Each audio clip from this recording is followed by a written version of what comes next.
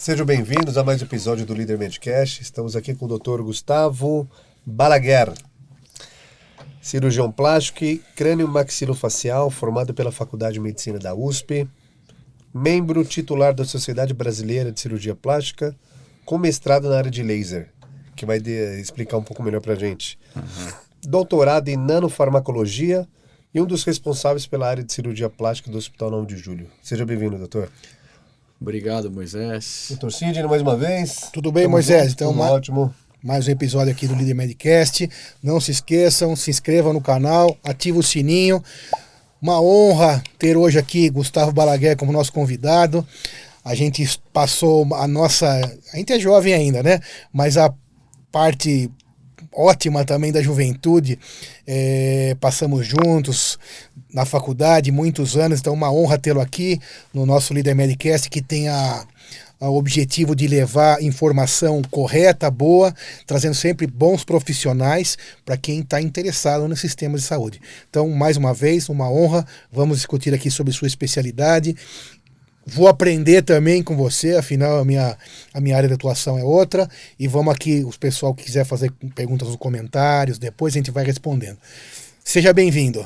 Obrigado, Sidney, obrigado, Moisés, é uma honra estar aqui com vocês, aproveitando aí esse trabalho que é fantástico de esclarecer a população. Você sempre teve aí uma visão muito abrangente a respeito dessa questão de prevenção, enfim, desde a época da faculdade. Sim, mesmo, né? Eu lembro da editora, Sim. Que vocês faziam um trabalho de conscientização. Sim. E eu espero, de alguma maneira, poder aí colaborar com esse trabalho bonito que é esclarecer a população sobre o que é realmente saúde, o que é medicina, que a gente percebe que ultimamente tem muita coisa errada acontecendo por aí, né? É isso aí. Okay. Doutor Gustavo, primeira coisa, explica um pouco melhor sobre essa questão de laser, porque na minha cabeça de leigo, que não sou da área, quando me fala laser, vem diversos tipos de laser. Então, o que seria um laser na cirurgia plástica? Então, vamos lá. A minha área de concentração de laser, na verdade, é um laser muito pouco conhecido na visão geral da população, porque a maior parte da população conhece aqueles lasers de alta potência, né? De entrega muito grande de energia em curto espaço de tempo, que são os lasers utilizados para corte, para fazer resurfacing facial, mesmo porque o laser, desde o primórdio da sua criação, ele foi muito focado para a parte de alta energia, né? Começou mesmo com estudos na parte militar nos Estados Unidos, e aí depois, na década de 50, 60, o pessoal foi estudando como aplicar na medicina, até que em um belo momento perceberam que existiam outras possibilidades com o uso do laser, que é onde entra a minha área, que é fotobiomodulação. Então, esses lasers de alta potência, que transmite grande quantidade de energia em curto espaço de tempo, eles servem para cortar, para destruir. E esses lasers, eles são utilizados com muita frequência em cirurgia plástica, com muita frequência em outras áreas da cirurgia, mas durante a década de 60 descobriu-se que você, diminuindo a potência da luz, você conseguia estimular fenômenos ou inibir fenômenos sem destruir as células.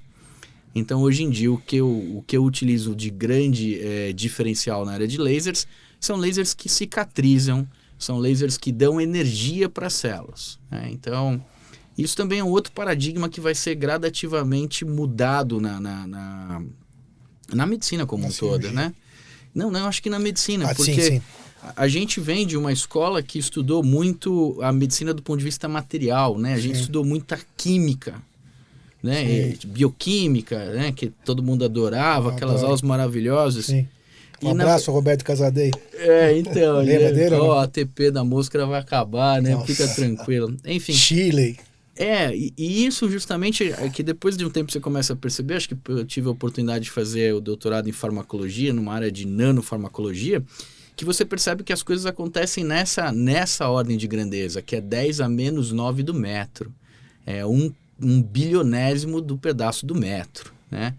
E nessa proporção é onde os fenômenos acontecem. Então você começa a perceber que a química em si nada mais é do que uma troca de energia entre determinadas partículas subatômicas. E é aí que entra o laser. Porque o laser é o Quando método... você fala da luz, a luz é o laser, né? Só para eles entenderem. O laser é um tipo de luz, certo? Sim, mas a gente consegue fazer coisas, por exemplo, com LEDs. né? Eu consigo cicatrizar tecidos com o uso de LED. Que é uma luz também. Esses LEDs que vocês estão vendo aqui, com algumas transformações para que ele fique mais adaptado, Claro. você pode transmitir energia para uma célula. E eles são menos agressivos, é isso? Ou não? Isso, eles não machucam em nada, Não eles cortam. só cicatrizam. E o laser ele tem um negócio muito interessante, que ele congrega a área física com a área química, né? Porque você tem uma partícula chamada fóton e você tem a onda em si. Então, o que acontece é que o fóton muitas vezes se comporta como se fosse um elétron, né? Uma partícula daquela que fica rodando o núcleo do átomo. O fóton funciona daquela maneira. Então, na hora que você joga esse laser de baixa potência, o fótonzinho bate como se fosse uma bola de bilhar. Lá na molécula, lá na célula, Lá no átomo, na verdade, né? É subatômico a jogada. Dentro de um pedaço do átomo, né? E isso é muito interessante porque daí o que acontece? Esse elétron que está ali passa a ter mais energia, gira para uma camada de valência mais externa e a partir daí ele é trocado ou compartilhado com outro átomo. Então dessa maneira eu consigo dar energia para os tecidos, ao invés de ter que dar matéria para o tecido metabolizar a matéria e daí te dar energia, eu posso dar energia direto. Tá, daqui a pouco a gente vai falar então sobre como vai funcionar essa energia na prática. Mas para quem está ouvindo entender também, então o nosso fígado, né, ele também é feito inicialmente de células, lá os hepatócitos. Dentro desse hepatócito tem os átomos, né, que são os influenciados, então, tratados, entre aspas, por esse tipo de luz ou de LED, né, para todo mundo entender. O átomo é a partezinha menor lá de todos, né, até chegar na célula, e no fígado, ou no nosso corpo todo. Então, vai lá na menor estrutura de todas, dentro do átomo. O laser está sendo utilizado para a recuperação, para a cicatrização dos tecidos na cirurgia plástica. Também.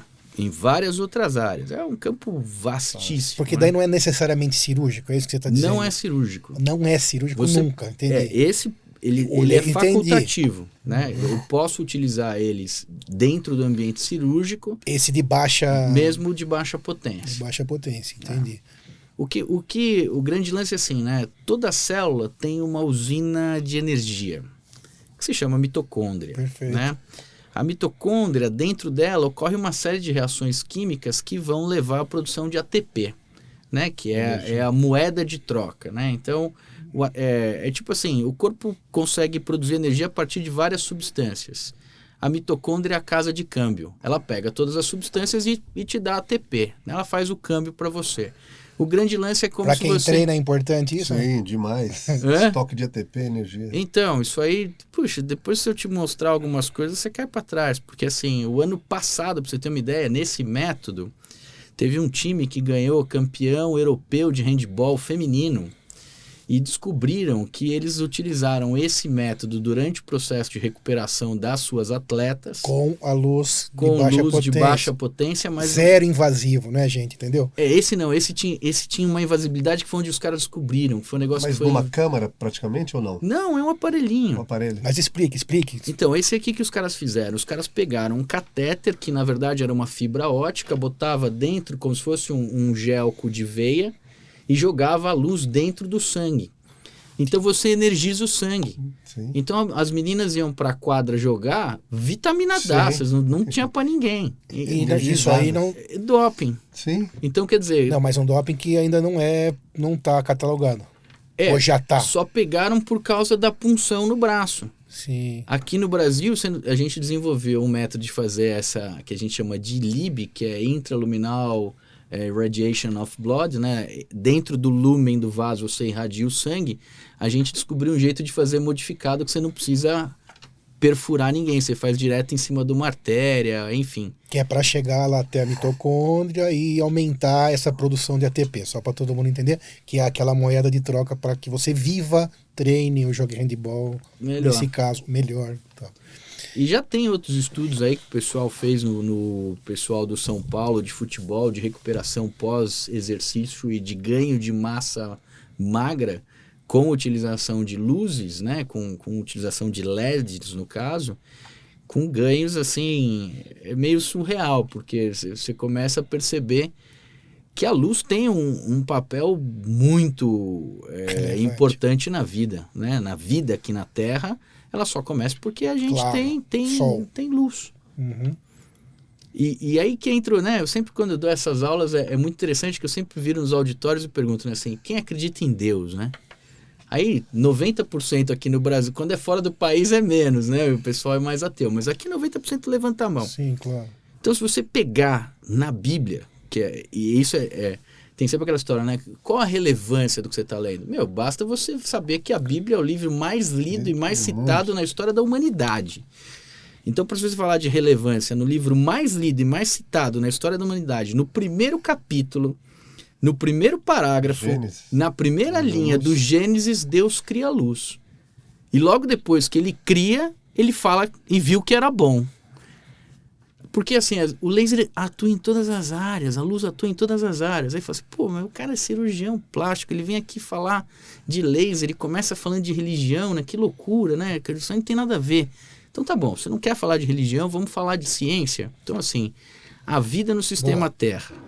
Se você pegar 99% de todas as cadeias alimentares, falando de ecossistema, todas elas na base da cadeia, dessas 98, 99%, tem um ser unicelular, que ou é uma cianobactéria, né, que é um fitoplâncton, ou uma alga, que tem dentro dela clorofila. Sim, clorofila E a clorofila faz fotossíntese e transforma a luz em energia, em glicose. Né? E a partir daí a vida ocorre no sistema. Interessante isso da luz, hein? Eu nunca tinha confesso que eu nunca tinha pensado, mesmo independente da profissão, com essa importância médica da luz, e tá batendo em mim muito, tá fazendo muito sentido, muito sentido, tá fazendo muito sentido. Sim, o doutor extrapolou a questão quando a gente falou do laser, e muito legal. A luz é utilizada em muita coisa. Porque o laser, então vamos retomar, assim, o laser de alta potência, ele serve para cortar e para coisas destruir. Então nós estamos agora usando a luz continuando a tua bela aula. A luz controlada de maneira de mais baixas potências, que não destrói, aí constrói. Você pode construir e assim, você pode desconstruir, mas sem matar a célula. Você pode fazer modulação, ou seja, você pode gerar um processo excitatório. Isso que é a fotobiomodulação, da qual você ministra cursos. Então você pode... Depois a gente fala um pouco sobre isso. Excitar um determinado sistema, e você pode inibir um determinado sistema sem matá-lo. E isso é fantástico, porque assim, para que isso aconteça, para que a luz faça esses fenômenos, ela precisa encontrar alguma molécula que utilize a luz no processo, como é o caso da clorofila. A clorofila, a gente diz que ela é um fotorreceptor. A gente não tem fotorreceptores no nosso corpo, a gente tem fotoaceptores. Ou, se vocês preferirem, outra linguagem que é cromóforo, né? Uma molécula que gosta de cor, que gosta de luz. O que tem se descoberto ultimamente? Que o principal cromóforo que existe é a água. Então, se você levar em consideração que você é 70%, 80% de água, a luz age no teu corpo inteiro. E é o que a gente começa a observar na fotobiomodulação, que você consegue agir em todos os tecidos. Né? E o pessoal fala assim, pô, mas isso aí parece aquelas histórias, né, de charlatanismo, óleo de cobra. Quer dizer que você usa a luz, você tira dor. Você usa a luz... Esse é o ponto, e acho que esse é o ponto. O negócio do charlatanismo e da ciência, acho que isso que a gente tem que deixar bem claro aqui, né?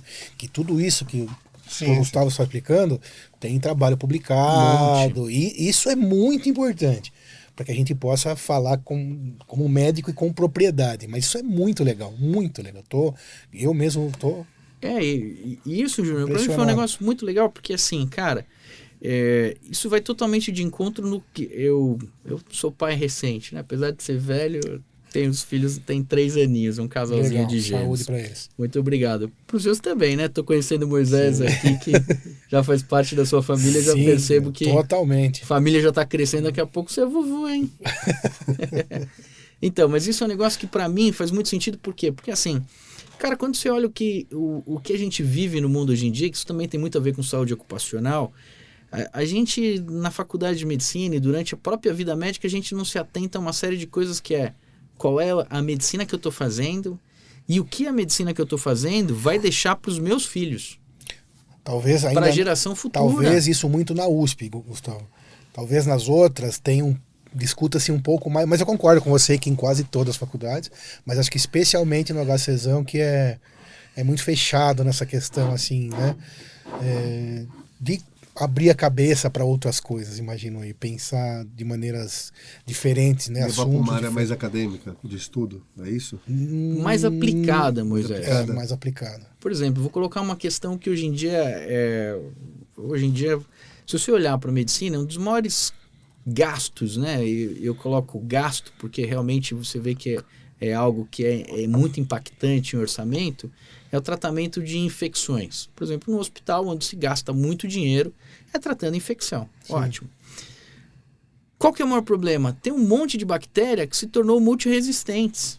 Então, cada vez você precisa colocar um antibiótico novo, e isso cada vez vai ficando mais caro. Pra você ter uma ideia, isso como eu fiz farmacologia de doutorado, eu dou para vocês números precisos. Quer dizer, pra você desenvolver uma molécula do laboratório e botar ela na prateleira, você gasta mais de $30 milhões por molécula.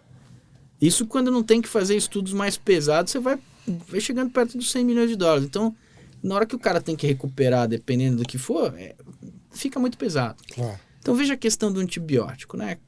Cada ano parece uma nova resistência bacteriana. Cada ano a indústria lança um novo remédio. Só que o que acontece? Tem que parar para pensar. Você tomou o remédio. Esse remédio caiu no teu corpo. Esse remédio cai no teu corpo, vai matar uma bactéria. Depois que ele matar a bactéria, você vai excretar esse remédio, não vai? Isso vai cair na rede de saneamento. Ou seja, você está tratando o paciente no teu hospital, está contaminando o meio ambiente. No meio ambiente que antes não tinha uma superbactéria, vai ter. Por quê? Porque a excreta do teu paciente está contaminando a rede pública. E com essa metodologia, eu consigo matar a bactéria multiresistente. Sem um antibiótico de alta complexidade. Porque eu uso outro, a um custo ridículo, sem poluir o meio ambiente, com um método terapêutico que utiliza energia, barato, reciclável, não poluente, né? É uma quebra de paradigma muito grande, né? Então, eu acho que o uso dos métodos físicos são a nova fronteira que a gente vai observar em medicina. Então, né? na prática, quais são as indicações reais de fotobiomodulação para o nosso ouvinte entender? Onde dá para usar então, na vida o que eu faço comum no dessas dia a pessoas? dia? O que o doutor Gustavo faz? Exato, boa. Tratamento de dor. Dá para você anestesiar uma pessoa com luz. Você dá um curto-circuito por excesso de energia na fibra nervosa, ela entra ali numa despolarização de membrana, ela deixa de transmitir o impulso nervoso. Então, você anestesia uma pessoa que está com uma dor aguda ou crônica, irradiando em cima de um nervo. Eu consigo cicatrizar, eu consigo dar energia para que as células cicatrizem, eu consigo matar bactérias, eu consigo energizar tecidos para que ocorra, por exemplo, melhora de performance durante o exercício, né? Eu posso irradiar você. Isso você faz atualmente lá no seu consultório, por exemplo, e outros profissionais também praticam essa... Posso recuperar um atleta profissional pós-jogo rapidamente. Então, assim, e é um negócio muito novo. Muito novo. É uma vanguarda. Então, assim, tem muita coisa que ainda está para ser descoberta. Imagino que sim. É uma vanguarda. Parece bem interessante e acho que o universo de descobertas ainda tá pequeno. Ainda vai ter muita coisa ainda por vir nessa área, não? Posso falar? Claro. Vou citar uma outra coisa, né? Do livro mais lido na história da humanidade. Ele não é científico, mas ele tá lá escrito e, bilhões de pessoas já leram aquilo. Claro. Bom, uma passagem muito interessante, cara, no momento em que Deus fica bravo com o homem pela primeira vez e briga com o homem, ele faz o dilúvio. Quando ele faz o dilúvio, ele salva o Noé, a família do Noé e os bichinhos que vão lá na arca, né? E na hora que acaba o negócio, tem aquela história da pombinha que traz o galinho de arruda no bico e ele vê que encontrou terra, tal, não sei o quê. Quando desce, tem um arco-íris. E Deus vira para ele e fala assim, olha, com este arco firmo aliança entre eu e os homens. O que é o arco-íris? É água e luz, cara. É água e luz. Então, assim, com água e luz, Deus firmou uma parceria com a gente. Então, Eu pergunto para você, Sidney, quantas aulas sobre água você teve na faculdade? Zero é muito pouco, mas acho que foi zero. Zero. Perto de zero. Peraí, mas o teu corpo não é 70%, 80% água? Então, na verdade, a gente é um aquário, cara. Sim, concordo plenamente. E aí, quer ver um outro lance mais louco que existe? Quantos estados físicos tem a água? A gente aprende 3, mas já que você está perguntando, deve ter 3. mais. Você sabe qual é o mais importante? É o que a gente não aprende, que é o gelatinoso. Você acha que eu ou você, a gente pesa aí 70 quilos, né? Você tá com 75? quase, por aí. Da faculdade, né? Vou assim, mas você acha que eu, um cara que tem 100 quilos, com 1,75 m, minha pele tem 1 milímetro, 2 milímetros nas áreas mais grossas. Você acha que 100 quilos, você pega um saco plástico de 1, 2 milímetros, você botar 100 litros de água, o que acontece com esse saco plástico? Fura na hora. Então não é água líquida que está no teu corpo. A única água líquida que está no teu corpo é a sanguínea. O resto é água gelatinosa. E a água funciona como bateria, pessoal. A água é uma tremenda de uma bateria. Então quando você começa a jogar energia luminosa na água, do jeito que Deus falou que faz a parceria, os fenômenos acontecem. Outro tecido, um tecido que a gente em anatomia pouco vê, né? E ele reveste todos os órgãos, a fáscia. A fáscia é 98% água. E a fáscia envolve todos os tecidos. Então, hoje em dia, o estudo da fáscia começa a mostrar explicações para coisas que, né, a gente aprendeu na faculdade, na nossa faculdade, que era bem ortodoxa, que a acupuntura é charlatanismo. Sim. Mas olha, peraí, amigão, charlatanismo por 6 mil anos, quer dizer, tem gente sendo enganada há 6 mil anos, geração após geração, o cara toma uma espetada, melhora do sintoma e ele está sendo enganado. Né? Eu adoro quando o pessoal fala assim, ó, acupuntura é charlatanismo. Eu falo, quando seu pet tiver problema, seu cachorro, seu gato, você leva num veterinário que faz acupuntura, mas no trajeto você vai convencendo ele que a agulha vai funcionar. Você bate um papão com ele, vai fazendo ali, aí quando ele tomar a agulhadinha e você vê que ele vai ter parou de andar, parou de vomitar, não sei o quê, você vai falar que é efeito placebo. Exatamente. É que nem a homeopatia, cara. Você acha que a homeopatia... Dá homeopatia pro seu cachorro, mas antes você chaveca ele, bate um papinho pra ele cair no teu lero e a homeopatia ter efeito placebo. Eu, pessoalmente, acho como a gente entendeu e aprendeu é super importante, obviamente acho que a gente compactua disso, e eu acho que eu dou esse passo também. Eu acredito muito em energia, em fé, em tudo que você comentou aqui agora, e sem isso, né, não dá para nada acontecer, né? Seja na água, seja no nosso corpo. Então, isso tudo que mexe com a luz, que para mim faz muito sentido, muito sentido. Muito sentido. Uma energia que mude lá um átomo e que isso cause uma revolução positiva ou negativa, às vezes, não sei, na tua doença, na tua cura, né? O que você acha, Moisés? Eu acho que, inclusive, ele teve uma fala aí que ia pegar um gancho de uma conversa que a gente estava tendo lá fora. Que o barato sai caro e muitas vezes a procura das pessoas por uma... O senhor comentou sobre uma mágica. A mágica e da questão da face, sobre a acupuntura, né? Pegando um gancho sobre a face, algumas cirurgias que já foi cair no hospital pelo pronto-socorro ou até mesmo no seu consultório, existe e ultimamente, em busca da estética por um preço mais acessível, então, existe uma procura muito grande para corrigir alguns erros feitos pelas pessoas de autoaplicação ou com outros profissionais, na sua área em específico? Sim. Existe, né? Eu vou colocar de uma maneira elegante, né?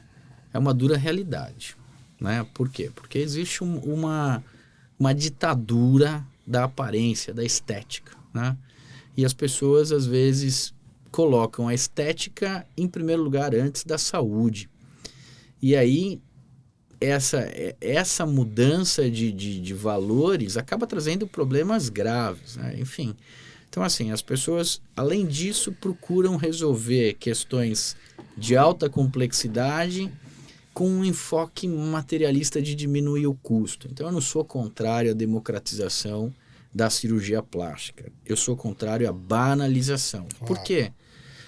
Porque como responsável por uma equipe de um hospital grande aqui de São Paulo, na região central, eu atendo muito caso de complicação de outros cirurgiões plásticos. Sim. Né? E de outras áreas também. Então, assim, todo mundo que opera tem complicação. Quem não opera não tem complicação.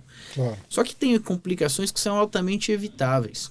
Então, uma coisa é você tratar uma pessoa que está doente, onde o índice de qualidade de vida dela está abaixo do zero. Então, do zero, você bota ela no negativo, no zero, está tudo bem. Já está ganhando.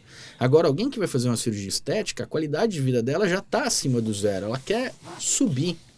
E aí, nesse afã de subir, quando acontece alguma coisa por negligência, por imperícia, por imprudência, ela cai para baixo de zero. E aí cai para a gente ter que fazer um reparo, uma reconstrução. Então essa história do barato sai caro é muito real, né? Então assim, é muito importante antes de escolher qualquer tipo de procedimento que você não precisa fazer, porque assim você não está negativo na sua qualidade de vida, você quer algo mais, que você cheque quem é o profissional que está fazendo.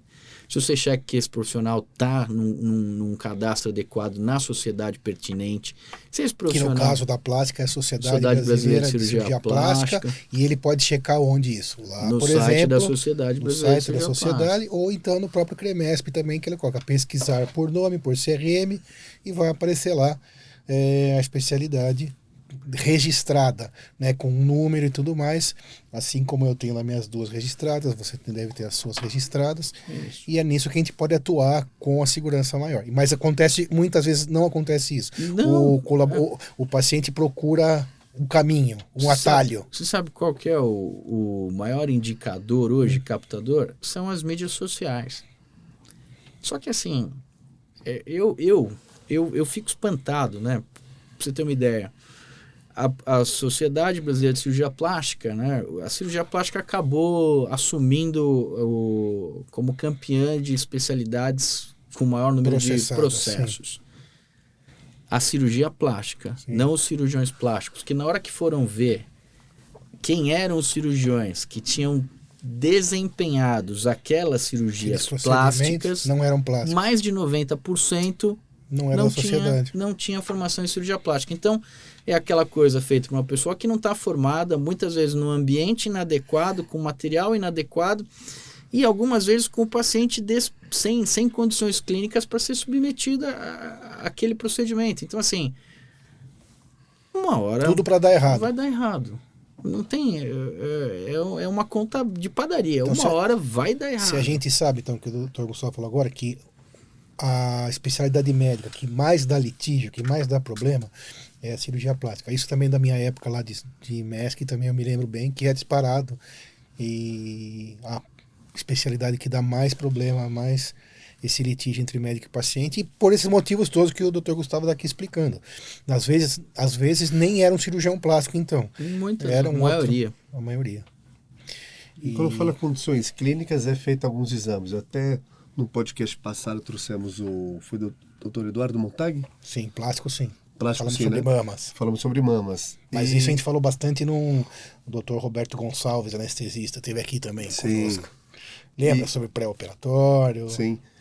Quando a gente fala, e principalmente no pronto-socorro, ou num hospital, ou até mesmo no seu consultório, não só por benefício estético, mas sim uma reconstrução por um acidente, como que é o manejo a condução disso? Então, essa pergunta é muito boa. Sim. Né? Porque assim, quando você vai fazer algum procedimento, é muito importante que, se for algo eletivo, que você esteja na melhor condição possível.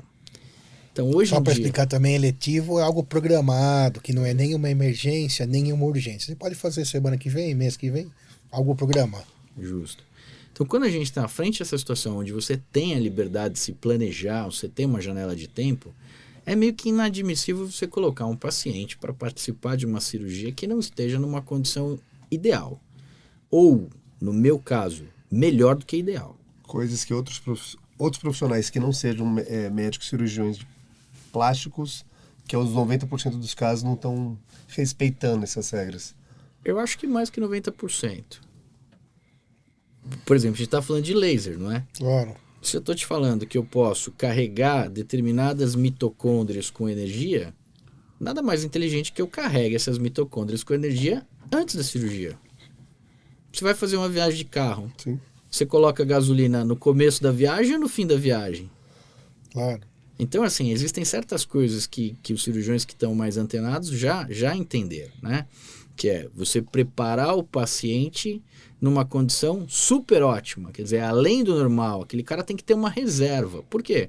Porque ele não vai participar de algo que nos próximos dias ele vai ter a sua vida corriqueira. Vai ter uma perda, né? Vai ter Ele tem um gasto energético, ele tem um trauma cirúrgico, então ele precisa ter algo prejuízo, a mais, né? do que o tanque cheio. Para sobrar. Tem que sobrar. Então, esse preparo hoje em dia é um preparo, para mim, que é um preparo não só material, né, com substâncias que eu preciso, matéria-prima para cicatrizar, mas eu preciso de energia também, né? Então, o grande lance é assim, por exemplo, você vai fazer um muro. Você vai fazer um muro, você precisa de uma célula que limpe, né? Então, você precisa de um pessoal limpar o terreno que você vai fazer o muro, você precisa ter tijolo, você precisa ter o pedreiro, e você precisa ter o salário do pedreiro, porque se você não tiver nada dessas coisas, não acontece. Então, você precisa ter os nutrientes, que são a matéria-prima, você precisa ter as células que vão trabalhar para fazer toda essa função de limpeza e de construção, e você precisa pagar essas células, e essas células comem ATP. Então, esse lance do laser no intra, no pré e no pós-operatório fez com que muita coisa mudasse na minha prática. O meu mestrado, por exemplo, foi um negócio fantástico, né? Que todo mundo falou assim, putz, cicatriz. Cicatriz é a grande angústia do cirurgião plástico. Porque a gente tenta fazer paciente, e do paciente de todo também, mundo. que procurou o plástico. Sim. Né? Porque você quer o quê? Você quer que aquilo fique o mais imperceptível possível.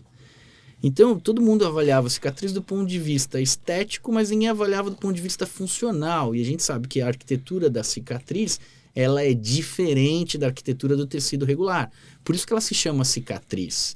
Ela não é proveniente de um processo, salvo, né, em algumas exceções, ela não é proveniente de uma regeneração. Eu não estou regerando o mesmo tecido.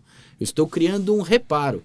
Então, arquitetonicamente, que em Medicaid a gente usa o nome de histologicamente, você tem um outro tipo de tecido. Então, o que acontece? Cicatriz. O tecido cicatricial tem menos elasticidade. Então, se você tem uma cicatriz e fala assim, a cicatriz é feia, feia às vezes é questão de beleza. Quando eu era moleque, o Falcon tinha um talho no meio do rosto, todo mundo queria ter um talho no meio do rosto. Né? Hoje em dia, talho no meio do rosto não é mais legal, mas na época a gente era moleque era. Então, assim, e a questão funcional? As cicatrizes perdem de elasticidade 30%, 40% da elasticidade regular da pele. Então a gente fez um trabalho com um laser de baixa potência, com um comprimento de onda infravermelho, com 100 miliwatts. 100 miliwatts, amigão. Uma lâmpada incandescente na tua casa tem 60 watts. Eu estou falando de 100 miliwatts aplicados.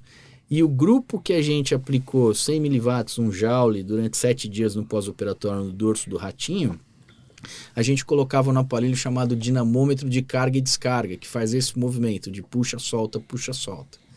A gente comparou essa pele irradiada com uma pele não cortada, e a elasticidade e a força têncil ficaram iguais. Na irradiada. Então é como se eu não tivesse cortado aquela pele. A cicatriz. E aí a gente foi estudar o que tinha acontecido. E aí a gente percebeu, né, que a gente tem diferentes tipos de colágeno, né? Hoje o pessoal fala muito de colágeno para elasticidade, para flacidez, para isso, para aquilo, né? A mulherada toma colágeno hidrolisado. Eu lembrei de uma aula de histologia, talvez, ou bioquímica do primeiro ano. Do Junqueira? Que uma professora falou, eu não lembro quem era, mas falou sobre estria. Você lembra disso? Era você, né? Era eu. Cara, tem 30 anos veio na minha cabeça isso eu agora. Eu ainda te falei, eu vou melhorar o negócio. Eu posso falar aí, hoje eu resolvo estria no consultório. Você lembra que alguém falou você falou do colágeno, como que botava pra dentro da célula, e a professora falou, se você descobrisse isso, você ia ganhar o prêmio Nobel da medicina. Você lembra disso? Foi isso mesmo. Foi você, né? Só faz 30 anos. Tá quase conseguindo, não, então. Tô quase desistindo, porque é uma questão muito mais assim... Esse é o grande lance, né? Porque assim, e isso foi um negócio que veio com a pesquisa, né? O pessoal hoje em dia tem muito aquela história de medicina fetal, né? Sim. Então tem operações intraútero. O que os caras começaram a observar? Que as crianças nasciam sem cicatriz. Porra, você operou a criança, faz um corte, faz isso o quê? Quando nasce o nenê, não tem cicatriz? Como assim? Aí foram ver. E qual que era o grande lance? Esse tecido a tinha cirurgia lá dentro do útero. Dentro do útero. Ainda tá o feto e já tá operando a coluna, Ou coração, Isso. Até um pessoal, acho que foi do Einstein, que fez para aqueles defeitos de coluna, meningocele, isso. Então aumenta a quantidade de colágeno tipo 3. Né? E aí fizeram um trabalho que foi até considerado antiético na Austrália, que o pessoal pegava as ovelhas, fazia uma queimadura intraútero no feto da ovelha de 3º grau, botava ela de volta, e quando nascia a ovelhinha, cadê a queimadura? Não tinha queimadura. Então qual que foi o lance que a gente descobriu na minha tese? A gente depois fez um estudo, né, um imunistoquímico para ver colágeno 1 e 3, e o que o laser fez? Aumentou a quantidade de colágeno 3. Quando você olha a arquitetura do colágeno 1 com colágeno tipo 3, você olha a disposição, você percebe claramente que para você produzir um colágeno tipo 3, a tua célula, teu fibroblasto vai gastar muito mais energia porque é muito mais elaborada aquela dupla hélice do que a do colágeno tipo 1. Então o colágeno tipo 1 é um colágeno de reparo e o colágeno tipo 3 é um colágeno de qualidade. Por que teu corpo faz colágeno 1 ao invés de fazer colágeno 3? Porque é mais barato. Mais rápido também, né? Já é mais barato. É mais barato, mais rápido, dá na mesma. Que esse é o grande lance da sobrevivência. Né? Por que uma célula sobrevive? Para 2 motivos. Ou para longevidade ou para se reproduzir. Como que isso acontece no meio ambiente hostil? Você tem que economizar energia e ser rápido. E conseguir resolver, né? Para não morrer. Exatamente, eficácia. Eficácia. E o laser muitas vezes vai focar na eficiência, que é o outro oposto. Então quer dizer que em vez de produzir colágeno 1, produz tipo 3. Aumenta a quantidade de 3. Aumenta o 3 e consegue melhorar esse tecido, fica mais próximo ao tecido não cicatricial, é isso? Isso, fica mais próximo ao tecido não lesionado. Não lesionado. Tecido saudável. Então isso também para mim quebrou muito paradigma no consultório. Essa experiência que você falou do dinamômetro seria isso, né? E aí, por exemplo, você fala assim, e aquele cara que fez uma cicatriz hipertrófica, né? Ele cicatrizou a mais, fez um queloide. Eu uso a fotobiomodulação para inibir o mesmo processo que eu estimulei para ficar bom. Eu posso inibir o processo, desacelerar e conseguir reduzir uma cicatriz hipertrófica, um queloide, com a mesma via de atuação. E isso é feito regularmente. E esse processo até o laser é utilizado também sem ser um procedimento agendado, preparado? No pronto-socorro, consegue fazer essa mesma técnica? Você diz, se eu pegar um traumatismo, sim. Porque daí não teria um motivo, o negócio é mais de longo prazo, assim, né? No trauma aí já acho que não se aplica muito, porque tem que salvar aquela vida, né? Ou resolver logo. Na urgência, mas na sequência, é eficácia, na sequência, sim, para a mesma pessoa, né? Você vai lá e costurou o cidadão que estava arrebentado, vai aparecer o queloide, vai aparecer a cicatriz fibrótica, lá você vai conseguir melhorar com essa luz a elasticidade, até a aparência também, imagina. Sem dúvida. É que assim, o lance de trabalhar com laser, cara, quebrou muito paradigma na minha cabeça. Porque assim, e ainda fiz doutorado em farmacologia. Então farmacologia é brincar de Deus. Farmacologia é o seguinte, você sabe qual que é o único critério que você tem para... Eu tô te falando isso porque a gente desenvolveu o nanoanestésico para a pele. Você sabe qual é o único critério que exige para você depositar uma patente de um fármaco? Não faço ideia. Que ele não exista na natureza. Você não pode patentear nada que existe na natureza. Então, você pode patentear oxigênio, você não pode patentear mineral nem nada. O que isso significa? Você cria. Que toda e qualquer substância que você bota para dentro do seu corpo é um extraterrestre, cara. Se for patenteado, certeza absoluta.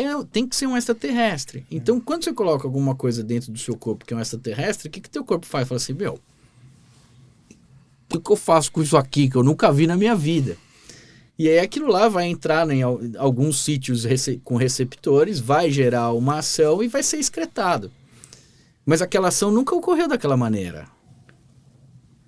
Quando você começa a trabalhar com energia, você não vai colocar nada extraterrestre no corpo. Você vai pegar o que a inteligência suprema criou, que o Criador criou, o que a evolução testou em bilhões de anos, e você vai falar assim, tá aqui a matéria-prima, tá aqui o pedreiro, eu vou bancar o trabalho de vocês. De que jeito? Do jeito que você fez. Do jeito que você aprendeu a fazer, eu quero que você faça igual e eu vou te super bonificar, vou te dar um bônus. Porque eu quero que você faça o melhor trabalho possível. Então, aquelas células que já sabem fazer aquilo, que já fazem aquilo, que aprenderam isso já está gravado, essa mensagem no DNA dela, você simplesmente vai dar para ela a comida, a matéria-prima e o salário. Então, eu suplemento com nutrientes. Suplemento. Né? Porque eu suplemento com nutrientes e dou energia. É a lei da relatividade do Einstein. E igual a mc ao quadrado. Né? Porque, na verdade, a gente está falando tudo de questão vibracional. Isso que eu falei do elétron para vocês, do fóton bater. Você tem vibração e você tem oscilação dependendo da ordem de grandeza, dependendo do tamanho que você está estudando. Então chega uma hora que a coisa não é nem vibracional, é oscilatório. Você não sabe onde é que aquela molécula, aquela partícula subatômica está. Então na hora que bate aquilo lá, você sabe que está dando energia. Para você transformar energia em matéria, ou matéria em energia, você tem que acelerar isso vezes c ao quadrado, que é 300 mil km por segundo ao quadrado. Ou seja, até hoje não existe nada inventado que tenha essa capacidade, né, de fazer algo virar do 0 ao 100 e do 100 ao 0, né, do preto para o branco e do branco para o preto. Mas todos os tons de cinza são possíveis. A partir do momento que você dê matéria e tenha a mão de obra para realizar aquilo. Então, basicamente, eu sou o quê? Eu sou um bom pagador das células dos meus pacientes. Eu dou para aquela célula uma comida que ela vai comer, dou para aquela célula um salário que ela vai utilizar e deixo ela fazer o trabalho que ela aprendeu a fazer durante esses milhões de anos da evolução. E o mais importante, na minha opinião, né, tudo isso vem como não um coadjuvante, mas é um parceiro nas práticas tradicionais também da plástica. Sim. Ou de qualquer outra especialidade, né? Porque nós estamos falando aqui de plástica, mas tudo isso que você falou pode ser utilizado, eu não sei, não tenho essa prática, essa vivência, mas deve ser utilizado, estar sendo utilizado em outras especialidades também, cirúrgicas ou não, né? Então vem como um parceiro para aumentar essa energia e transformar aquele paciente ter uma preparação melhor para aceitar e para continuar o tratamento de forma mais segura, por exemplo, né? O grande ponto é segurança. O grande ponto é custo, que cai radicalmente. E o outro ponto é, você não está contaminando o meio ambiente, você não está gerando trauma. É o tipo de coisa que a gente diz assim, essa terapêutica não tem efeito colateral. Não tem efeito colateral, né? Sabe que a diferença de efeito colateral e adverso? O adverso é o colateral que você não conhece. Então você nunca pode falar que não tem efeito adverso porque você não conhece. Né? Mas colateral não tem nenhum. Né? O único ponto que pode acontecer é você errar na dosagem, ao invés de excitar, você inibir. Né? Mas assim, é uma quebra de uma infinidade de paradigmas. Sim, na vida do cirurgião, que é um cara prático, é o ápice da alopatia. Né? O cirurgião é o ápice da alopatia. Sim, é um cara que é totalmente invasivo, e o plástico ainda, o cara fala, pô, o cara ainda tá fazendo tudo isso por estética, né? Fica até meio... É o ápice do ápice. E aí você fala assim, pô, não vou fazer desse jeito, eu vou deixar a sua célula fazer do jeito que o Papai do Céu falou que era o melhor jeito de fazer. Né? E vou ajudar nisso, né? E vou colaborar com isso. E claro que nada disso tira de ordem os caminhos normais, né? Para ninguém. Isso que é muito importante. Nada nessa terapia, nada disso tira da lista a necessidade dos procedimentos normais também, que são juntos. E esse transforma o tradicional em muito mais seguro, mais barato, mais rápido, e assim vai. O ponto é justamente esse, né? O cara que fala assim, ó, eu resolvo, né? Hoje em dia, a gente vai ficando mais velho, vai ficando com cabelo branco, barba branca, você começa a perceber que a coisa não tá na sua mão. Porque você faz a mesma técnica com pessoas diferentes, com um cara dá certo, com o outro não dá certo. Você faz a mesma técnica com dois irmãos gêmeos univitelinos, com um dá certo, com o outro não dá certo. Aí a pessoa fala assim, pô, e o que você acha que é isso? Né? Daí eu vou te dar duas respostas. Uma resposta ligada à questão espiritual, que vai ser a coisa de Deus, né? Que o pessoal fala. E a outra coisa que é o quê? Fatores ambientais. Né? Isso é outra coisa que na medicina isso é muito importante entender. A gente foi ensinado da seguinte maneira. Você tem uma doença, você vai morrer com ela. Então, assim, se você for diagnosticado hipertensão, o que o cardio fala para você? Você vai tomar esse remédio. Pô, eu vou curar, doutor? Não, você vai remediar. Por que eu não vou curar? Não, me diz uma coisa, seu pai tinha isso aqui, sua mãe tinha isso aqui, porque isso aqui é genético. Então você não vai curar porque você tem um problema genético, você vai desenvolver essa doença, você vai morrer com ela, a gente controla ela durante o seu... Cara, isso é frustrante. Sim, claro. Porque assim, uma vez que você Pro teve... médico e pro paciente. Eu tô te falando isso porque, como a gente estava conversando antes, Claro. tenho um problema de saúde, tive meus filhos agora recentemente. Aí eu comecei a fazer as contas que eu herdei, é uma doença genética, eu comecei a fazer as contas e falei, cara, ferrou. Porque meus filhos com menos de 20 anos vão estar órfãos. Se eu morrer na idade que meu pai morreu, que foi muito novo, e eu tenho um estilo de vida muito mais puxado que o meu pai, e eu tive problemas, como eu falei pra você, com 28 anos, com 40 e poucos anos de trombose, né, e de coisas gravíssimas, você coloca numa conta de padaria, cara, eu fiquei injuriadíssimo. Falei, não pode ser isso. Aí fui estudar, tô voltando a estudar exatamente o que a gente odiava. Tô voltando a estudar bioquímica, biofísica, metabologia, fisiologia, etc e tal. Por quê?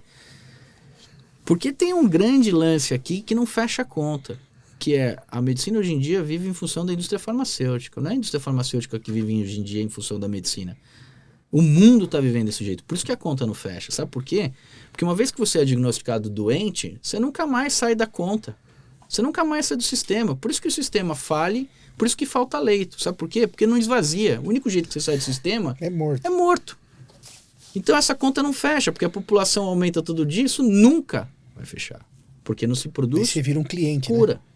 Não se produz cura. E aí você fala assim, peraí, tanto que aqui no Brasil você não pode escrever cura. Se você escrever cura, o CRM vai lá e crau em você. Você acha que cura não existe? Cura existe. Você escreve o quê se tiver uma melhora de quadro? Tratamento, Tratamento? controle. Mas aí eu te coloco, Manutenção do quadro. aí eu te coloco outro ponto, né? Olha só que interessante. A gente Agora foi o cirurgião não, hein? O cirurgião ele já resolve, né? eu posso te falar a real? O cirurgião resolve. Isso foi um dos pontos pelos quais eu escolhi cirurgia. Claro. Que é aquela história assim, eu respeito os clientes pra Lógico, caramba. lógico. Porque os caras estudam pra caramba, os caras investigam pra caramba, lê pra caramba, mas assim, bicho, pra mim como cirurgião, desculpa até a terminologia, é muito frustrante você remediar. Pois o paciente entra no teu consultório com 40 anos, você vai ver esse cara pro resto da vida dele com o problema crônico, você aumentando dose, e o cara vai desce a ladeira. E ninguém se questiona.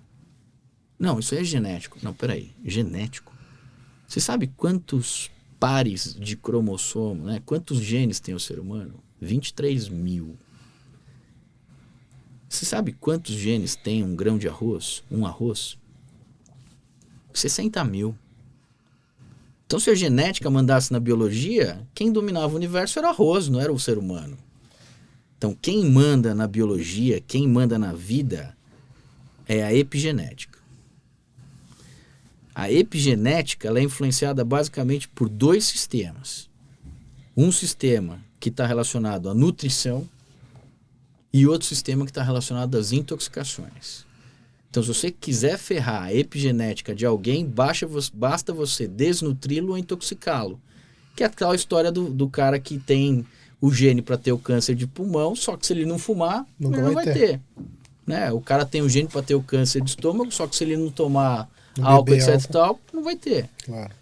Isso funciona muito mais do que a genética. E isso é libertador, cara. Isso é libertador, sabe por quê? Porque na hora que você começa a entender que tudo está em desnutrição e intoxicação, basta você se alimentar Trabalhar direito. nisso. Aí você fala assim, pô, mas eu como bem pra caramba. É mesmo? Vai dar uma olhada no que você come. Você sabe por quê? Porque o que você come é produto alimentar.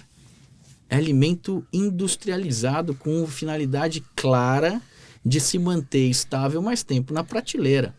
Então tem um monte de coisa que você está comendo ali que não é nutriente. Pelo contrário, na hora que aquilo cai dentro do seu corpo, prejudica uma pancada de sistemas. E isso para o cirurgião plástico que mexe com estética, que mexe com reconstrução, é determinante no teu resultado final. Então isso começou a vir para mim muito mais pela parte da reconstrução E que depois eu incorporei na estética, porque uma das coisas que eu comecei a me ligar muito, que os pacientes que estavam bem nutridos cicatrizavam mais rápido e com uma qualidade melhor.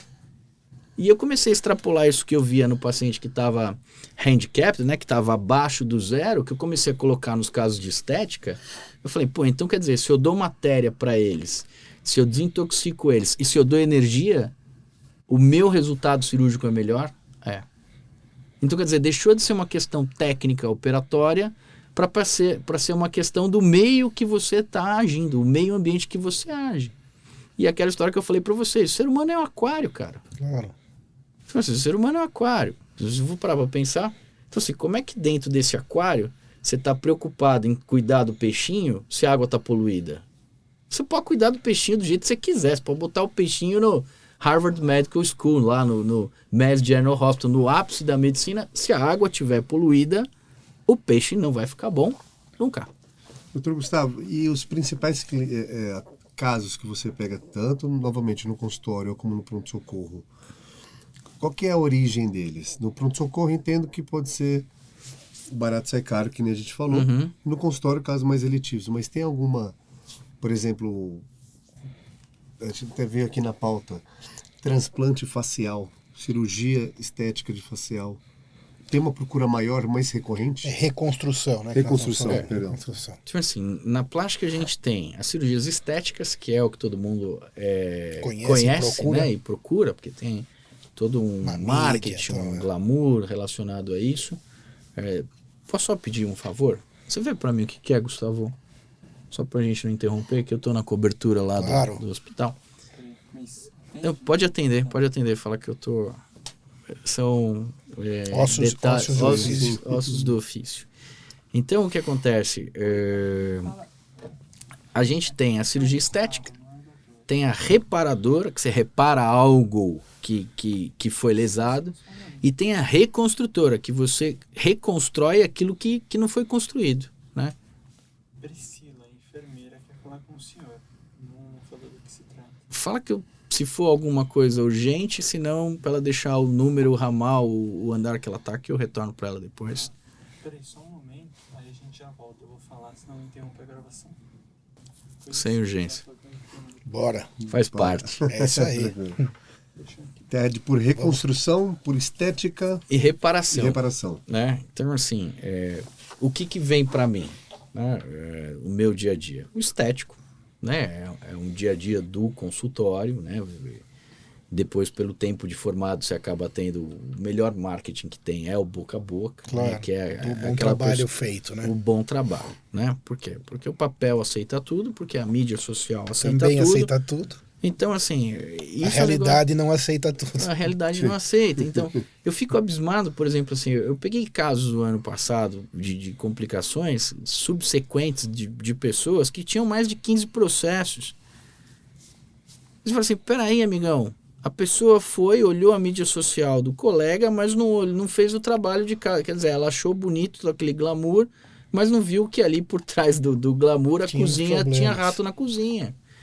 Então são coisas assim. Então a estética, como funciona a estética? A melhor coisa que eu posso dar de dica para qualquer pessoa que vai fazer uma estética: conheça pessoas que foram operadas por aquele médico.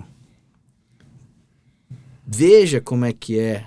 Veja se aquele resultado te agrada. Como evoluiu. Veja se aquela experiência, porque é uma experiência, né? A cirurgia estética não é... O pessoal fala assim, é uma especialidade de fim.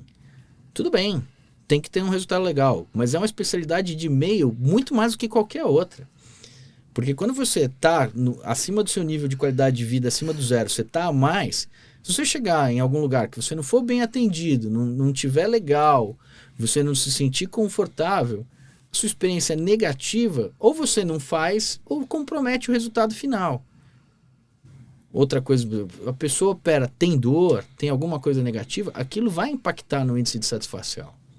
Né? Então, o cuidado com detalhes é elevadíssimo. Né? Todos os detalhes fazem diferença e impactam no resultado final.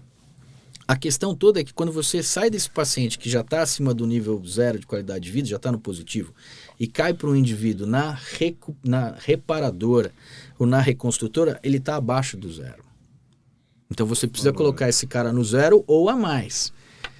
Ali, o cuidado com detalhes é imprescindível. Né? Você não pode vacilar, porque senão você não chega no 0. Aí você fala assim, eu tirei o cara do -10, agora ele está no -2. Pô, tudo bem, ele ganhou, mas não chegou no ideal que você queria. Você não trouxe ele de volta para a normalidade. Então, a prática do cirurgião plástico que atua nas duas vertentes, né, tanto na reconstrutora quanto na estética, é muito de aprender a tangenciar o que é a percepção do problema com o que é a expectativa do resultado, para ver se o teu arsenal terapêutico vai atingir aquilo lá. Porque pode também Porque não atingir aquela se não expectativa. atingir, melhor não fazer. E é o momento de não fazer. Não fazer. E esse é o bom profissional, né? E é aí que entra aquela questão que a gente está falando do estudo do pré-operatório, que você falou que o Roberto veio aqui, nosso amigo. Então, assim, se você não tem uma condição ideal para o teu carro percorrer aquela estrada, aquela viagem, é a mesma coisa. Se você fizer uma viagem, teu carro parar no meio da viagem, furar um pneu, o óleo queimar, você pode até chegar ali onde você quer chegar, mas você vai lembrar que você perdeu os problemas. Então, aquela experiência agradável deixa de ser agradável para ter uma mancha ali no meio. Então, isso é um negócio muito importante na estética, porque já está tudo muito agradável e é um negócio imprescindível para você chegar num nível 0 na reconstrução e na reparação, porque senão você não chega. Quase todos os nossos convidados, a gente acaba comentando sobre a pandemia, os impactos que ela teve na especialidade do nosso convidado. Na cirurgia plástica, a pandemia teve algum impacto alguma direto, repercussão? indireto? Como é que foi isso? Teve repercussão. Tem repercussão. Teve, né? Não acabou ainda, né? Tá acabando, imagino. Eu pelo menos. Eu posso colocar tanto cirurgia plástica quanto de fotobiomodulação. É que aí nós vamos. Eu vou falar aqui, é público, eu sei que eu vou acabar comprando algumas brigas, mas assim. Na cirurgia plástica, o que foi muito impactante, né? Essas pessoas que tiveram Covid graves, que pararam em UTI, que precisaram ser entubadas, que ficaram pronadas ou que ficaram em determinadas posições por muito tempo, acabaram desenvolvendo úlceras por pressão, né? Que antes a gente chamava de escaras, né? E aqueles que sobreviveram e conseguiram sair da gravidade do caso, precisam ser reconstruídos, né? Para que possam voltar à sua vida habitual. Então isso foi muito frequente, eu ainda tenho, no momento eu estou com 4 pacientes internados para reconstruir pós-Covid, né? Úlceras por pressão. E aí entra sempre aquela questão, né? Porque era o tipo de patologia, né? Úlcera por pressão que acontecia com um adulto jovem que tinha um trauma raquimedular, ficava paraplégico, tetraplégico, que é uma catástrofe, mas é um cara bem nutrido, novo, jovem. Então ele tem um meio ambiente, ele tem uma homeostase, né? Um equilíbrio metabólico que favorece a reconstrução. E a outra coisa é você pegar aqui os Covid graves, que nem a grande maioria dos indivíduos que ficaram Covid grave já tinham outras patologias, né, outras doenças, outras comorbidades. Mais idade, obesidade, diabetes, hipertensão. Muitos acabaram evoluindo para insuficiência renal, então viraram dialíticos, consumiram todas as suas reservas. Então, reconstruir esse pessoal é outro ponto que eu preciso muito desse meio ambiente trabalhado. Que aí cai na fotobiomodulação. Cai na foto. Então eu consigo implementar. É uma arma a mais. Uma bela arma. Você me convenceu totalmente. Se eu te mostrar os últimos estudos que, enfim. E o custo? Não falamos sobre isso. Vamos interromper a tua pergunta. Mas e o custo da fotobiomodulação? Você já falou que é muito mais barato que um antibiótico novo e tal. Mas é acessível. Cara, é gritante. É absurdamente. Vale muito a pena. Custo-benefício extremamente positivo. Extremamente positivo. Entendeu a minha pergunta? Dá pra falar valores? Valores. Se eu for te colocar assim, um aparelho de fotobiomodulação, os mais básicos do mercado, custam em torno de R$5.000.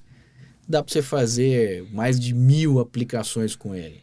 Então o profissional já consegue... Então, na verdade, o esteja custo gabaritado do aparelho. Do aparelho, que é peanuts, se você colocar, Sim. por exemplo, tem antibiótico, que uma dose custa isso. Sim, vancomicina deve custar um tratamento inteiro.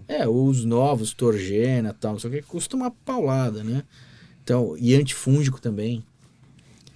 E aí tem outra, esses caras que ficam meses internados, ele toma um antibiótico, desenvolve resistência bacteriana, você tem que trocar de novo, e ele Sim. contamina a galera do resto da UTI. Sim. Aí você imagina você usar um método que você associa um corante com a fotobiomodulação e você mata qualquer bactéria multiresistente. E você mata qualquer fungo multiresistente. E você mata alguns vírus. Mas não em todos os pacientes ou em todos os pacientes? Se eu posso usar, eu uso. Tem algumas indicações precisas e tem pacientes que trabalhar com energia você pode gerar... funciona da seguinte maneira. O mais é menos, o menos é mais. É mais ou menos igual a homeopatia. Quando você dá muita energia, você inibe o sistema. Quando você dá pouca energia, você excita o sistema. Por quê? Porque eu estou falando de uma escala nanométrica. Estou falando, na verdade, abaixo do nanômetro, abaixo da bilionésima parte do metro. Então, o que acontece? A quantidade de energia lá é muito pequenininha. Por isso que um aparelho tem 100 miliwatts e a lâmpada incandescente tem 60 watts, né? E isso é um negócio muito louco, que eu lembro que às vezes quando eu comecei a estudar isso, o pessoal falava, você está brincando que você vai cicatrizar tecido com laser pointer, né? O laser pointer nem entra na pele. Aí eu botava o laser pointer aqui, mostrava o dedo do outro lado, fazia, não entra na pele mesmo, tá ficando iluminado porque meu dedo tem luz. É mágica. É mágica, né? Então, assim, toda nova tecnologia, quando exposta ao olho não treinado, parece mágica. Só que é um negócio fantástico, tipo assim, eu pego um cara com o pé inchado, com a mama inchada, num pós-operatório de mama, de lipo, não sei o quê, eu aplico o laser, 1 minuto depois você olha, mudou o tecido. Mas isso é análise microscópica ou muda o tecido macroscópica, visualmente? Mas no trabalho científico, provavelmente, com análise microscópica. Se você olhar também. microscopicamente, provavelmente, nem microscopicamente. Ultramicroscopicamente, porque é essa questão de molécula, né? Então, tudo é físico, tudo é energético. Então, essa formação, a vida no planeta Terra, ela é baseada em 3 átomos, basicamente: carbono, hidrogênio e oxigênio, né? Carbono e hidrogênio são os hidrocarbonetos que são estruturais e o oxigênio é o átomo de energia. É o átomo que doa elétrons porque tem mais camadas de valências com elétrons mais distantes. Quando você começa a perceber que você não precisa do oxigênio para fazer o carbono e o hidrogênio mudar, a minha trajetória, como é que você chegou nisso daí? Começou porque eu comecei a estudar a câmara hiperbárica, oxigenoterapia hiperbárica, eu comecei a mergulhar. Aí lá no PS do HC, isso a gente no 2º ano da faculdade tinha umas câmeras hiperbáricas, eu comecei a ver câmara hiperbárica, comecei a estudar, vi que o oxigênio que fazia uma série de benefícios. Depois, num curso de hiperbárica, eu acabei tomando contato com um negócio que hoje tá proscrito, que é um tremenda de uma polêmica, funciona muito, no início, que é o ozônio. Desculpa te cortar, mas no início, quando você falou de luz, eu até citei, falei através de uma câmara, porque aí você me disse que é através do catéter. Então, a ideia Não, catéter ou de um aparelho. Sim, mas a ideia inicial começou no seu uso da câmara hiperbárica. Isso, porque usa... Mas a hiperbárica é outra coisa. Sim, aceleração de cicatrização através de oxigênio. Isso. Da pressão do oxigênio. Da pressão do oxigênio. O exemplo mais... A câmara hiperbárica tem uns tubos grandes que parecem um container, que entra um monte de gente ao mesmo tempo, que tem nas plataformas de mergulho. E as que tem nos hospitais são as de pessoas, né? Monoplace, de uma só, que parece aquela cama de vidro da Cinderela, da Bela Adormecida, né? De acrílico que a pessoa respira oxigênio. Qual que é o grande lance? Oxigênio é o átomo que transmite energia. Aí depois me falaram de ozônio. Eu falei, ozônio e tal. Fui ver ozônio, né? Hoje em dia o pessoal desce a lenha e tal. Mas desce a lenha, mas assim, antes da reforma da indústria farmacêutica, era permitido nos Estados Unidos. Tem uma série de países de primeiro mundo. Eu tenho meu cunhado que mora na Espanha, que ele teve uma hérnia de disco lombar, foi tratado, sabe com o quê? Com injeção de ozônio. Então, quer dizer, na Europa funciona, no Brasil não funciona. É muito amplo. É charlatanismo aqui no Brasil? Não é. Aí você começa a ver que tem uma série de interesses por trás, claro, que vão por trás disso daí, né? A gente é muito mais vigiado e manipulado do que a gente possa imaginar, né? Independente da nossa liberdade intelectual, mental, mas isso acaba sendo bem importante. Só que o que acontece, Sidney? Nós estamos, eu e você, que estamos já numa idade e já temos experiência, você é um cara que sempre teve essa visão mais empreendedora na área de medicina, mais focada, você, o Mergulhão, o pessoal que teve sempre uma visão mais crítica sobre a questão de sustentar o sistema, né? Porque quem está aqui na assistência, ele quer fazer medicina, quer fazer academia. Na faculdade, claro. E que aquilo que ele aprendeu, mas ele não cai a ficha que vai acontecer? Sim. Então, assim, sabe o que vai acontecer? Esse sistema vai quebrar. Do jeito que está a medicina, a conta não fecha. Porque a pessoa fica doente e nunca mais ela cura. Aí você para pensar, você sabe mais ou menos como é que foi essa história toda? Eu conto para vocês brevemente, mas isso aí aconteceu em 1800 e pouco, nos Estados Unidos. Tinha um cara chamado Fleshner. Fleshner era um cara que ele era pedagogo. E aí ele fez um estudo das escolas, dos métodos de ensino nos Estados Unidos, o pessoal gostou tal, ele casou com uma enfermeira alemã. E aí eles mudaram para a Alemanha, ele foi para a Alemanha, na Alemanha ele fez um estudo dos métodos de ensino das faculdades de medicina da Alemanha. Depois voltou para os Estados Unidos. Quando ele voltou para os Estados Unidos, o pessoal da indústria farmacêutica e química, que na verdade era a química que estava começando a explorar a indústria farmacêutica e que estava começando a explorar a indústria alimentícia. Eram duas famílias, Rockefellers e os Carnegies. Eles convidaram o Fleshner para fazer um estudo das faculdades de medicina que existiam nos Estados Unidos, qual que era a qualidade e o método de ensino. Esse cara rodou os Estados Unidos e viu, acho que 100 e poucas faculdades em um ano. Só que em 1870, para o cara rodar em um ano e ver 100 faculdades, a conta é que ele ficava 2 a 3 horas por faculdade. Porque era trem, charrete, nem Calhambeque tinha, né? Ford de bigode 1900 e alguma coisa. Sim. E o que aconteceu? Quando o cara emite o relatório dele, ele coloca altas notas para as faculdades que praticavam a nova medicina alopática e baixíssimas notas para as faculdades que faziam medicinas curativas. De outras culturas. Porque assim, quando você para ver, medicina ayurvédica, 8 mil anos. Peraí, bicho, quer dizer que a galera tá sendo enganada há 8 mil anos na China, 8 mil anos na Índia, país super populoso sendo enganado. Revolução, cara, isso aí não é real. Na China, revolução. Aí você começa a ver, por exemplo, a história da homeopatia que o pessoal fala mal. Quando você começa a estudar a homeopatia, que foi criada pelo Hahnemann, tudo que o Hahnemann propõe no primeiro livro dele é o método científico atual. O cara é um cara visionário, 1700 e pouco, visionário pra caramba. E aí tem outras áreas aí que você começa a ver. Daí o que acontece? Quem que bancou a nossa faculdade? Você sabe como é que é a história da nossa faculdade? Do começo, não. É a segunda pernada dessa história do Fleshner. Porque o Fleshner faz esse estudo patrocinado pelo Carnegie e pelo Rockefeller, emite um parecer de que as melhores faculdades são as que seguem a alopatia, queima o filme das outras vertentes e ele trabalha gerando a doença, né? Porque ele domina a indústria química, então ele domina a indústria de transformação de alimento, e os alimentos passam a ser industrializados, passam a se utilizar de táticas para permanecer mais tempo nas prateleiras, né? Assim, por que o pessoal utiliza a gordura trans? Porque quer fazer mal para você? Não, porque quando você coloca uma gordura trans na prateleira, aquele biscoitinho que ia durar 15 dias, dura 4, 5 meses. Então tudo foi focado no sentido de perpetuar a substância. Só que isso, a médio e longo prazo, deposita no teu corpo, te intoxica, além de não te nutrir adequadamente. E aí começa, em 1820...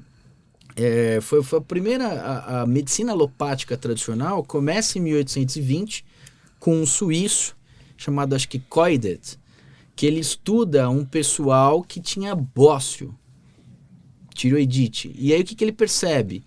Que os trabalhadores mineradores das minas de carvão que tinham iodo não tinham bócio.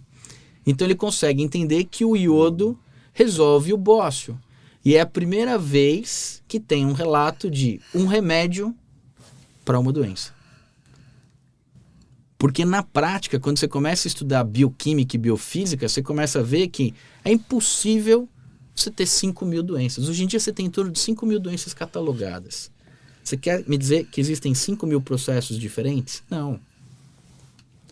Os processos funcionam como os processos metabólicos. Quando você começa a estudar metabologia, metabolômica, você começa a ver que os processos metabólicos eles funcionam como se fosse uma grande árvore.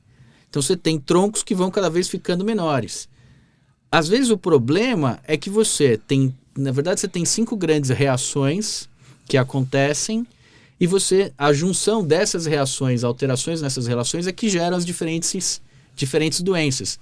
Então a partir do momento que você resolve o funcionamento e coloca em ordem esses 5 processos, você começa a curar outras coisas. Então você não precisa agir na folha lá na ponta do galho se o problema está no galho aqui no tronco inicial. Então você fica remediando. Então o que acontece? O cara tem um problema metabólico que faz ele fazer isso daqui, aí você pega e dá um remédio para essa alça, um para essa alça, um para essa alça, um para cá. E poderia ter dado você só cria para 5.000, 10.000 remédios. Essa é a grande jogada.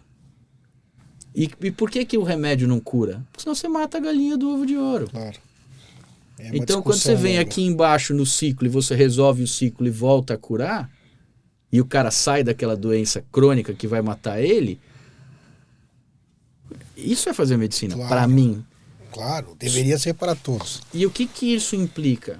Ou a gente quebra esse paradigma agora, ou não vai ter medicina para os nossos filhos, para os nossos netos. Por quê? Porque o sistema, a conta não vai fechar. É mais fácil falar que tem a TDAH e dar remédio.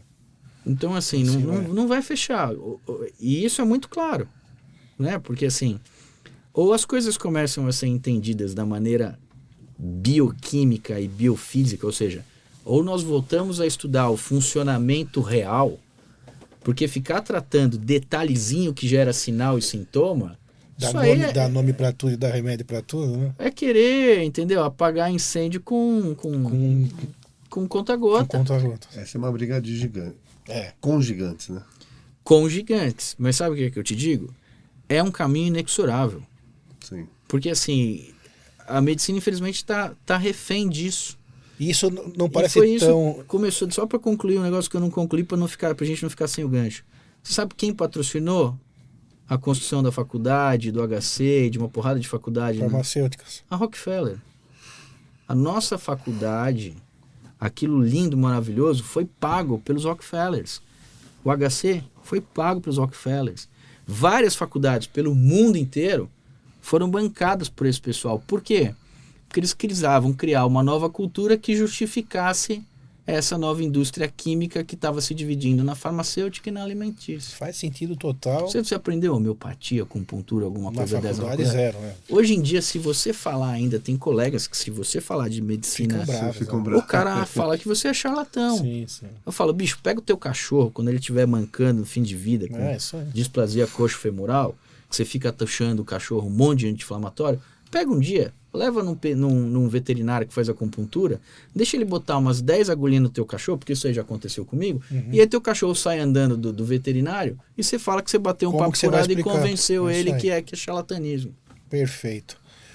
Bom, muito bem, nosso papo está ótimo. Logicamente, em medicina não tem fim a conversa, na sua especialidade menos, com essa novidade que você nos trouxe também, que me deixou impressionado de maneira positiva. Gostou do assunto? Gostei muito.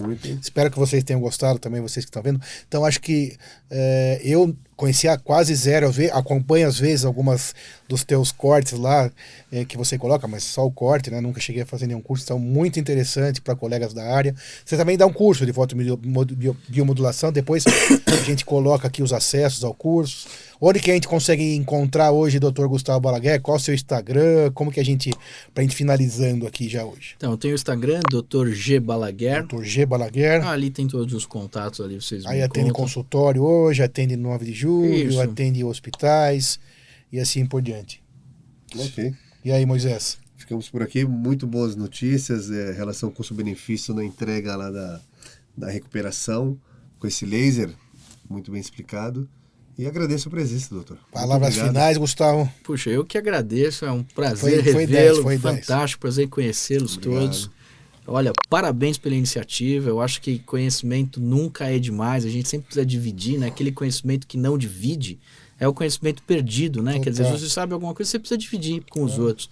Então, o que eu puder ajudar a dividir e eu acho que o grande ponto principal, que é o grande questionamento, né, não só de cirurgia plástica, eu acabei indo muito disso porque a necessidade é a mãe da invenção, né? A mãe da criação é Sim, você ter necessidade. Claro. Então, quando você começa a perceber que a coisa é extra cirúrgica, é extra indivíduo, que está relacionado muito mais ao meio ambiente, né, não só ao meio ambiente interno, mas ao que você habita, isso não é mais exclusivo médico. Claro. Isso é populacional, né? Sim. Então as pessoas também têm que falar assim, pô, eu vou tomar esse remédio aqui, isso daqui na hora que cair no meio ambiente vai poluir, vai matar, não sei o quê. O que vai sobrar pro meu filho? O que vai sobrar? Então, são insights de responsabilidade que a cada vez mais a medicina vai pleiteando e vai começando a colocar isso dentro do métier, né? Que é não só fazer só medicina, mas para o doente, mas para a sociedade como um todo, né? Perfeito. Muito obrigado, grande doutor Gustavo. Obrigado, Moisés. Obrigado, doutor Sidney. Se inscreva no canal, ative o sininho e obrigado por mais. Obrigado, gente. Até a próxima. Obrigado, pessoal.